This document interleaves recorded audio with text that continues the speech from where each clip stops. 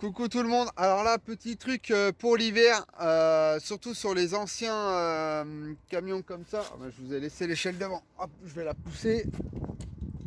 Donc sur les anciens camping-cars comme ça, on a des grilles qui sont pleines. Alors je sais pas s'il existe des caches hiver, mais alors sur tout ce que je trouve sur les trucs d'anciens, bah, sur les sites, tout est en indisponible. Donc grosse galère, sachant qu'on part dans 15 jours grand max. Donc du coup, ce que j'ai fait, j'ai démonté toutes mes grilles et avec du gros scotch US, j'ai fait des bandes, mais je les ai pas condamnées complètement parce qu'il faut surtout pas les condamner complètement. Donc ce que j'ai fait, alors je sais pas si on verra bien à l'intérieur, mais j'ai condamné le haut et j'ai laissé les deux du bas là, les deux voire trois, ouais les deux du bas sur les chaque grille. Donc il y a trois grilles, voyez. Donc trois grilles parce que nous on a frigo et au-dessus du frigo on a le four. Donc voilà, petit truc. Là, hop, je vous fais voir un peu ce qu'il en est de l'installation du chauffage. Alors là, vous allez me dire, bah il est où? Et bah on a réussi à le caser en haut dans un compartiment qui est entre la cloison et le bord de la table. En fait, il y a un gros coussin qui est très long, qui est juste là. En dessous, il y a cette espèce de coffrage. Et le chauffage est rentré pile poil ici. Donc ce que j'ai fait, je lui ai fait, alors je sais pas s'il va faire la mise au point. Hop, je lui ai fait un trou pour qu'il aspire l'air qui va souffler, pour qu'il renouvelle bien l'air extérieur. Enfin, l'air intérieur justement en prenant l'air extérieur. Donc il le prend par le biais de la soute. J'ai percé le plancher ici. Donc l'échappement il passe au travers. Là ça passe au travers en dessous. Crac et c'est refixé ici. Sachant que c'est de la fibre. Avec la fibre ça prend pas feu comme ça. Donc voilà. Et sûr que ça prend pas feu. Parce que là ça va faire une petite semaine qu'il est monté. Et je faisais les évolutions. Donc ici on avait un petit réservoir du coup qui n'était pas celui du kit. J'en avais commandé un autre parce qu'il faisait il prenait trop de place et du coup je pouvais pas le caler dedans.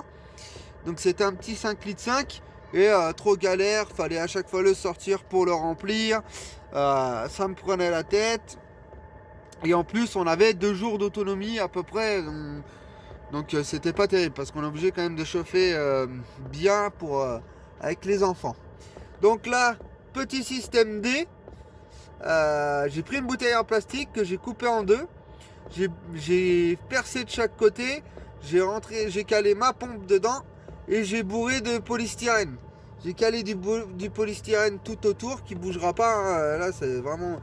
J'ai percé ici, j'ai tiré avec un relzan, elle est vraiment bloquée ici pour pas qu'elle vienne se frotter avec l'échappement. Que ça fasse un départ d'incendie, peut-être pas de trop, mais en tout cas, le polystyrène et le plastique sur. Ouais, on a un quad qui passe là. Le polystyrène et le plastique sur l'échappement qui est relativement chaud, ça, même si ça prend pas feu, ça va puer grave. Donc du coup, et là j'ai mon arrivée d'air, hop là, pour la combustion qui arrive ici et qui ressort ici, hop là. Voilà, on aperçoit le collier et ça passe entre les deux. Donc c'est dans une garniture, ça prend l'air extérieur, mais c'est quand même protégé. Parce que vous voyez, c'est derrière cette coque là. Donc du coup, c'est impeccable. Et je vous fais voir tout de suite où est rendu le réservoir.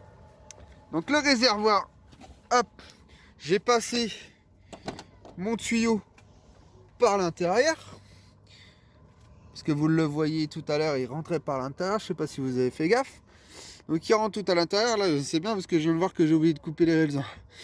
Donc on va couper les relzans. J'ai tout gainé pour le protéger quand même. Ça reste un tuyau de carburant, donc voilà. Mais bon, vu la section, excusez-moi du bazar, hein, mais là, quand on fait les travaux sur la route, on bouge tout et du coup, il n'y a plus rien de rangé. Donc voilà, le réservoir qui est dans le kit à la base. Donc ceux qui connaissent le chauffage chinois, ils reconnaîtront le réservoir. Donc c'est un 10 litres. Moi j'avais commandé un petit comme ça en me disant, bah, de toute façon ça consomme pas trop machin. Sauf que je me rends compte que c'est la grosse galère. Donc Comme on va partir en plus à la neige et qu'il va falloir chauffer dur, et ben je me suis fait un petit système débrouille, mais système qui va bien. Donc réservoir de 20 litres de pétrole. J'ai percé en bas, j'ai récupéré le petit, la petite tétine là. Et puis bah, on a amorcé tout ça. Comme vous savez, on peut amorcer sur le réservoir. Du coup, ici, impeccable, entonnoir là.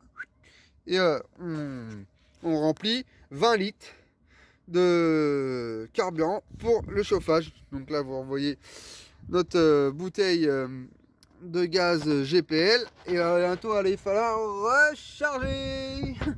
Donc du coup, je pense que vous l'avez deviné par le biais du réservoir, mais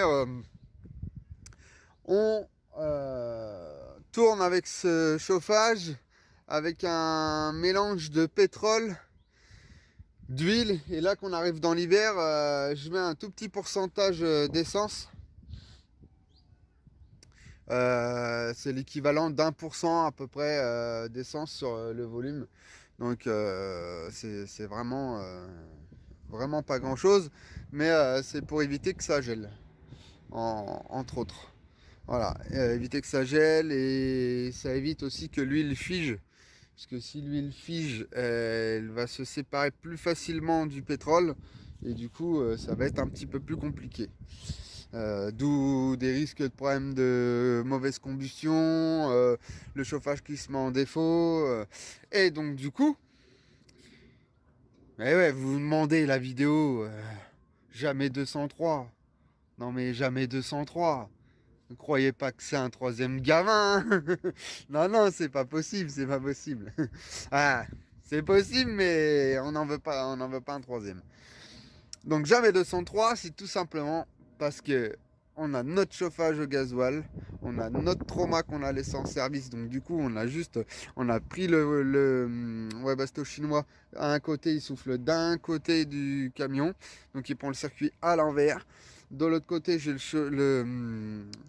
le trauma qui prend le circuit dans l'autre sens.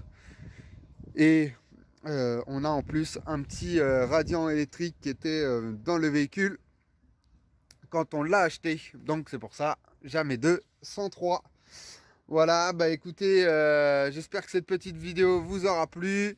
Si vous n'êtes pas abonné, abonnez-vous, mettez un petit pouce bleu, et à la prochaine dans une prochaine vidéo. Salut, et suivez nos aventures, ça va commencer à envoyer. On va essayer de faire un peu plus de vidéos, notamment avec notre road trip là d'environ 4 mois. Alors, à la neige. Et voilà, vous verrez un petit peu où on va, ce qu'on fait, tout ça. On va vous partager tout ça. Allez, ciao!